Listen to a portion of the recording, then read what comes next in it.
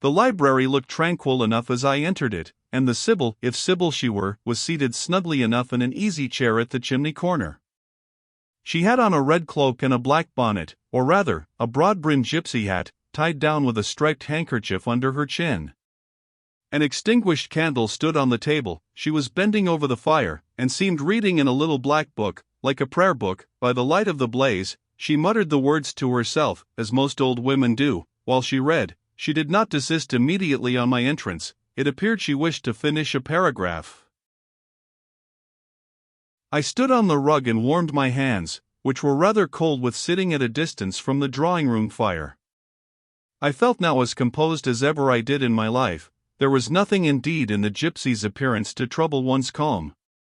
She shut her book and slowly looked up. Her hat brim partially shaded her face, yet I could see, as she raised it, that it was a strange one. It looked all brown and black. Elflocks bristled out from beneath a white band which passed under her chin, and came half over her cheeks, or rather jaws. Her eye confronted me at once, with a bold and direct gaze. "Well, and you want your fortune told?" she said, in a voice as decided as her glance, as harsh as her features. "I don't care about it, Mother, you may please yourself, but I ought to warn you, I have no faith." "It's like your impudence to say so. I expected it of you. I heard it in your step as you crossed the threshold." "Did you? You've a quick ear." "I have, and a quick eye and a quick brain." "You need them all in your trade." "I do, especially when I've customers like you to deal with." "Why don't you tremble?" "I'm not cold." "Why don't you turn pale?"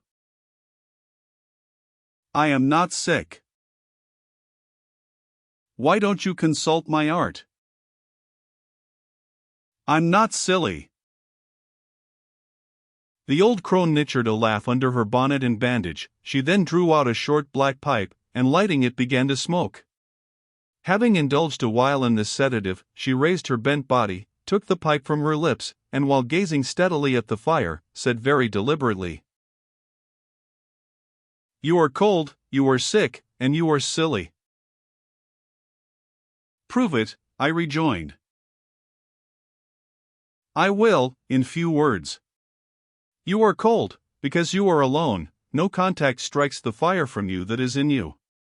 You are sick, because the best of feelings, the highest and the sweetest given to man, keeps far away from you. You are silly, because, suffer as you may, you will not beckon it to approach, nor will you stir one step to meet it where it waits you." She again put her short black pipe to her lips, and renewed her smoking with vigor. "You might say all that to almost anyone who you knew lived as a solitary dependent in a great house." "I might say it to almost anyone, but would it be true of almost anyone?" "In my circumstances." "Yes, just so, in your circumstances, but find me another precisely placed as you are." "It would be easy to find you thousands." "You could scarcely find me one." "If you knew it, you are peculiarly situated, very near happiness, yes, within reach of it. The materials are all prepared, there only wants a movement to combine them. Chance laid them somewhat apart, let them be once approached and bliss results." "I don't understand enigmas. I never could guess a riddle in my life." "If you wish me to speak more plainly, show me your palm." "And I must cross it with silver, I suppose?" "To be sure." I gave her a shilling. She put it into an old stocking foot which she took out of her pocket, and having tied it round and returned it, she told me to hold out my hand. I did. She approached her face to the palm, and poured over it without touching it. "It is too fine," said she. "I can make nothing of such a hand as that, almost without lines. Besides, what is in a palm? Destiny is not written there." I believe you, said I. No, she continued, it is in the face, on the forehead, about the eyes, in the lines of the mouth. Kneel, and lift up your head. Ah! Now you are coming to reality, I said, as I obeyed her. I shall begin to put some faith in you presently. I knelt within half a yard of her. She stirred the fire, so that a ripple of light broke from the disturbed coal. The glare, however, as she sat, only threw her face into deeper shadow. Mine, it illumined. I wonder with what feelings you came to me tonight, she said, when she had examined me a while. I wonder what thoughts are busy in your heart during all the hours you sit in yonder room with the fine people flitting before you like shapes in a magic lantern, just as little sympathetic communion passing between you and them as if they were really mere shadows of human forms, and not the actual substance. I feel tired often, sleepy sometimes, but seldom sad. Then you have some secret hope to buoy you up and please you with whispers of the future? Not I. The utmost I hope is, to save money enough out of my earnings to set up a school some day in a little house rented by myself. A mean nutriment for the spirit to exist on, and sitting in that window seat, you see I know your habits. You have learned them from the servants. Ah! You think yourself sharp. Well, perhaps I have, to speak truth, I have an acquaintance with one of them, Mrs. Poole. I started to my feet when I heard the name. You have you, thought I, there is diablerie in the business after all, then. Don't be alarmed, continued the strange being, she's a safe hand is Mrs. Poole, close and quiet, anyone may repose confidence in her. But, as I was saying, sitting in that window seat, do you think of nothing but your future school? Have you no present interest in any of the company who occupy the sofas and chairs before you? Is there not one face you study? One figure whose movements you follow with at least curiosity? I like to observe all the faces and all the figures. But do you never single one from the rest, or it may be, two? I do frequently, when the gestures or looks of a pair seem telling a tale. It amuses me to watch them. What tale do you like best to hear? Oh, I have not much choice. They generally run on the same theme, courtship, and promise to end in the same catastrophe, marriage.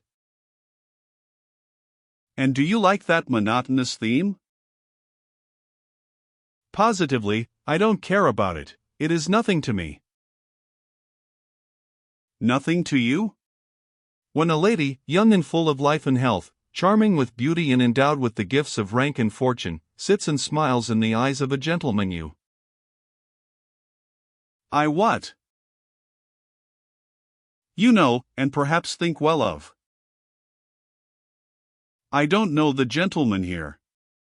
I have scarcely interchanged a syllable with one of them, and as to thinking well of them, I consider some respectable, and stately, and middle-aged, and others young, dashing, handsome, and lively, but certainly they are all at liberty to be the recipients of whose smiles they please, without my feeling disposed to consider the transaction of any moment to me. You don't know the gentleman here? You have not exchanged a syllable with one of them? Will you say that of the master of the house? He is not at home. A profound remark. A most ingenious quibble. He went to Millcote this morning, and will be back here tonight or tomorrow. Does that circumstance exclude him from the list of your acquaintance, blot him, as it were, out of existence? No, but I can scarcely see what Mr. Rochester has to do with the theme you had introduced. I was talking of ladies smiling in the eyes of gentlemen, and of late so many smiles have been shed into Mr. Rochester's eyes that they overflow like 2 cups filled above the brim. Have you never remarked that? Mr. Rochester has a right to enjoy the society of his guests. No question about his right, But have you never observed that, of all the tales told here about matrimony, Mr. Rochester has been favored with the most lively and the most continuous? The eagerness of a listener quickens the tongue of a narrator. I said this rather to myself than to the gypsy, whose strange talk, voice, manner, had by this time wrapped me in a kind of dream. One unexpected sentence came from her lips after another, till I got involved in a web of mystification, and wondered what unseen spirit had been sitting for weeks by my heart watching its workings and taking record of every pulse. Eagerness of a listener, repeated she. Yes, Mr. Rochester has sat by the hour, his ear inclined to the fascinating lips that took such delight in their task of communicating, and Mr. Rochester was so willing to receive and looked so grateful for the pastime given him. You have noticed this? Grateful. I cannot remember detecting gratitude in his face. Detecting. You have analyzed, then. And what did you detect, if not gratitude? I said nothing. You have seen love, have you not, and, looking forward, you have seen him married, and beheld his bride happy? Humph. Not exactly. Your witch's skill is rather at fault sometimes. What the devil have you seen, then? Never mind, I came here to inquire, not to confess. Is it known that Mr. Rochester is to be married? Yes, and to the beautiful Miss Ingram. Shortly? Appearances would warrant that conclusion, and, no doubt, though, with an audacity that wants chastising out of you, you seem to question it, they will be a superlatively happy pair. He must love such a handsome, noble, witty, accomplished lady, and probably she loves him, or, if not his person, at least his purse. I know she considers the Rochester estate eligible to the last degree, though, God pardon me. I told her something on that point about an hour ago which made her look wondrous grave. The corners of her mouth fell half an inch. I would advise her black-a-vice suitor to look out. If another comes, with a longer or clearer rent roll, he's dished. But, mother, I did not come to hear Mr. Rochester's fortune, I came to hear my own, and you have told me nothing of it. Your fortune is yet doubtful. When I examined your face, one trait contradicted another. Chance has meted you a measure of happiness, that I know. I knew it before I came here this evening. She has laid it carefully on one side for you. I saw her do it. It depends on yourself to stretch out your hand and take it up, but whether you will do so is the problem I study. Kneel again on the rug. Don't keep me long, the fire scorches me. She did not stoop towards me, but only gazed, leaning back in her chair. I knelt. She did not stoop towards me, but only gazed, leaning back in her chair. She began muttering. The flame flickers in the eye shines like dew, it looks soft and full of feeling, it smiles at my jargon, it is susceptible, impression follows impression through its clear sphere, where it ceases to smile, it is sad, an unconscious lassitude weighs on the lid, that signifies melancholy resulting from loneliness. It turns from me, it will not suffer further scrutiny, it seems to deny, by a mocking glance, the truth of the discoveries I have already made, to disown the charge both of sensibility and chagrin, its pride and reserve only confirm me in my opinion. The eye is favorable. As to the mouth, it delights at times in laughter, it is disposed to impart all that the brain conceives, though I dare say it would be silent on much the heart experiences. Mobile and flexible, it was never intended to be compressed in the eternal silence of solitude. It is a mouth which should speak much and smile often, and have human affection for its interlocutor. That feature too is propitious. I see no enemy to a fortunate issue but in the brow, and that brow professes to say, I can live alone, if self-respect and circumstances require me so to do. I need not sell my soul to buy bliss. I have an inward treasure born with me, which can keep me alive if all extraneous delights should be withheld, or offered only at a price I cannot afford to give. The forehead declares, reason sits firm and holds the reins, and she will not let the feelings burst away and hurry her to wild chasms. The passions may rage furiously, like true heathens, as they are, and the desires may imagine all sorts of vain things, but judgment shall still have the last word in every argument, and the casting vote in every decision. Strong wind, earthquake shock, and fire may pass by, but I shall follow the guiding of that still small voice which interprets the dictates of conscience. Well said, forehead, your declaration shall be respected. I have formed my plans, right plans I deem them, and in them I have attended to the claims of conscience, the counsels of reason. I know how soon youth would fade and bloom perish, if, in the cup of bliss offered, but one dreg of shame, or one flavor of remorse were detected, and I do not want sacrifice, sorrow, dissolution, such is not my taste. I wish to foster, not to blight, to earn gratitude, not to wring tears of blood, no, nor of brine. My harvest must be in smiles, in endearments, in sweet, that will do. I think I rave in a kind of exquisite delirium. I should wish now to protract this moment ad infinitum, but I dare not. So far I have governed myself thoroughly. I have acted as I inwardly swore I would act, but further might try me beyond my strength. Rise, Miss Eyre, leave me, the play is played out. Where was I? Did I wake or sleep? Had I been dreaming? Did I dream still? The old woman's voice had changed, her accent, her gesture, and all were familiar to me as my own face in a glass, as the speech of my own tongue. I got up, but did not go. I looked, I stirred the fire, and I looked again, but she drew her bonnet and her bandage closer about her face, and again beckoned me to depart. The flame illuminated her hand stretched out, roused now, and on the alert for discoveries, I at once noticed that hand. It was no more the withered limb of Eld than my own, it was a rounded supple member, with smooth fingers, symmetrically turned, a broad ring flashed on the little finger, and stooping forward, I looked at it, and saw a gem I had seen 100 times before. Again I looked at the face, which was no longer turned from me, on the contrary, the bonnet was doffed, the bandage displaced, the head advanced. Well, Jane, do you know me? Asked the familiar voice. Only take off the red cloak, sir, and then. But the string is in a knot, help me. Break it, sir. There, then off, ye lendings. And Mr. Rochester stepped out of his disguise. Now, sir, what a strange idea. But well carried out, eh? Don't you think so? With the ladies you must have managed well. But not with you? You did not act the character of a gypsy with me. What character did I act? My own?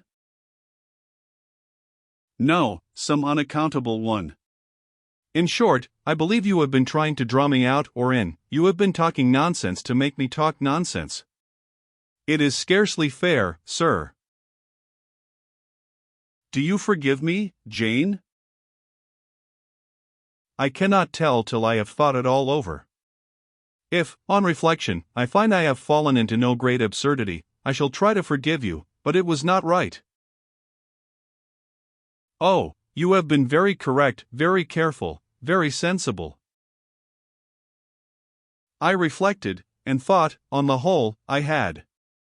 It was a comfort, but, indeed, I had been on my guard almost from the beginning of the interview. Something of masquerade I suspected.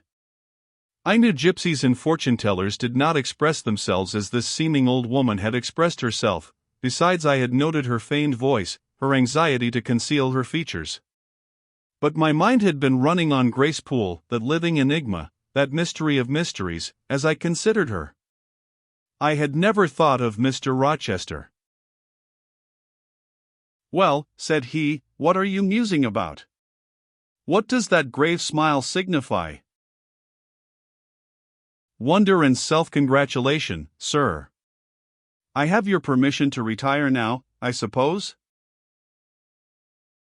No, stay a moment, and tell me what the people in the drawing room yonder are doing. Discussing the gypsy, I dare say. Sit down, let me hear what they said about me. I had better not stay long, sir, it must be near 11 o'clock. Oh, are you aware, Mr. Rochester, that a stranger has arrived here since you left this morning? A stranger? No, who can it be? I expected no one. Is he gone? No, he said he had known you long, and that he could take the liberty of installing himself here till you returned. The devil he did. Did he give his name? His name is Mason, sir, and he comes from the West Indies, from Spanish Town, in Jamaica, I think. Mr. Rochester was standing near me. He had taken my hand, as if to lead me to a chair. As I spoke he gave my wrist a convulsive grip, the smile on his lips froze, apparently a spasm caught his breath. Mason, the West Indies, he said, in the tone one might fancy a speaking automaton to announce its single words. Mason, the West Indies, he reiterated, and he went over the syllables 3 times, growing, in the intervals of speaking, whiter than ashes. He hardly seemed to know what he was doing. Do you feel ill, sir? I inquired. Jane, I've got a blow, Jane. He staggered. Oh, lean on me, sir. Jane, you offered me your shoulder once before, let me have it now. Yes, sir, yes, and my arm. He sat down, and made me sit beside him. Holding my hand in both his own, he chafed it, gazing on me, at the same time, with the most troubled and dreary look. My little friend, said he, I wish I were in a quiet island with only you, and trouble, and danger, and hideous recollections removed from me. Can I help you, sir? I give my life to serve you. Jane, if aid is wanted, I'll seek it at your hands, I promise you that. Thank you, sir. Tell me what to do, I'll try, at least, to do it. Fetch me now, Jane, a glass of wine from the dining room, they will be at supper there, and tell me if Mason is with them, and what he is doing. I went. I found all the party in the dining room at supper. As Mr. Rochester had said, they were not seated at table, the supper was arranged on the sideboard, each had taken what he chose, and they stood about here and there in groups, their plates and glasses in their hands. Everyone seemed in high glee, laughter and conversation were general and animated. Mr. Mason stood near the fire, talking to Colonel and Mrs. Dent, and appeared as merry as any of them. I filled a wineglass. I saw Miss Ingram watch me frowningly as I did so. She thought I was taking a liberty, I dare say, and I returned to the library. Mr. Rochester's extreme pallor had disappeared, and he looked once more firm and stern. He took the glass from my hand. Here is to your health, ministrant spirit, he said. He swallowed the contents and returned it to me. What are they doing, Jane? Laughing and talking, sir. They don't look grave and mysterious, as if they had heard something strange? Not at all, they are full of jests and gaiety. And Mason? He was laughing too. If all these people came in a body and spat at me, what would you do, Jane? Turn them out of the room, sir, if I could. He half smiled. But if I were to go to them, and they only looked at me coldly, and whispered sneeringly amongst each other, and then dropped off and left me one by one, what then? Would you go with them? I rather think not, sir. I should have more pleasure in staying with you. To comfort me? Yes, sir, to comfort you, as well as I could. And if they laid you under a ban for adhering to me? I, probably, should know nothing about their ban, and if I did, I should care nothing about it. Then, you could dare censure for my sake? I could dare it for the sake of any friend who deserves my adherence, as you, I am sure, do. Go back now into the room, step quietly up to Mason, and whisper in his ear that Mr. Rochester is come and wishes to see him. Show him in here and then leave me. Yes, sir. I did his behest. The company all stared at me as I passed straight among them. I sought Mr. Mason, delivered the message, and preceded him from the room. I ushered him into the library, and then I went upstairs. At a late hour, after I had been in bed some time, I heard the visitors repair to their chambers. I distinguished Mr. Rochester's voice, and heard him say, "This way, Mason, this is your room." He spoke cheerfully, the gay tones set my heart at ease. I was soon asleep.